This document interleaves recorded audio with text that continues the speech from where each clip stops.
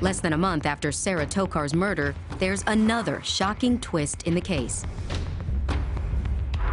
Her husband, Fred, has been found unconscious in a Florida hotel room. Fred was lying on the bed. My dad gave him CPR and tried to save him. Then the ambulance came. They were able to rush him to the hospital. Dr. Ambrusa saved his life.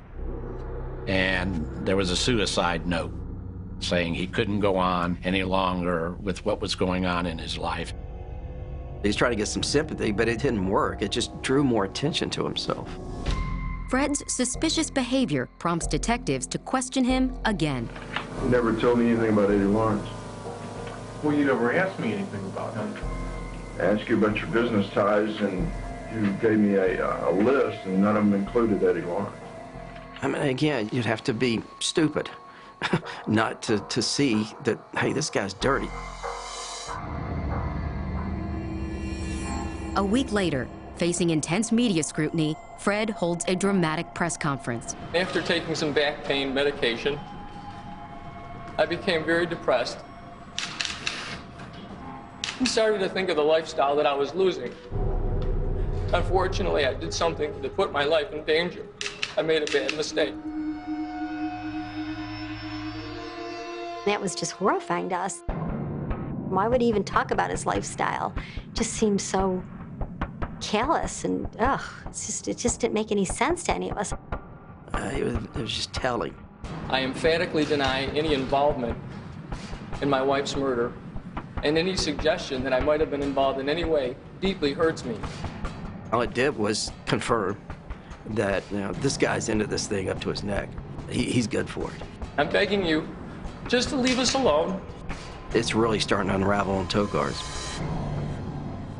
My dad kept saying, who knew that the door wasn't locked? Who knew that the burglar alarm was turned off? Who knew what time she'd be getting home so they would be there waiting for her? Tokar's knew when Sarah was coming home. Tokar's knew the alarm would be off. Tokar's knew the sliding glass door would be unlocked.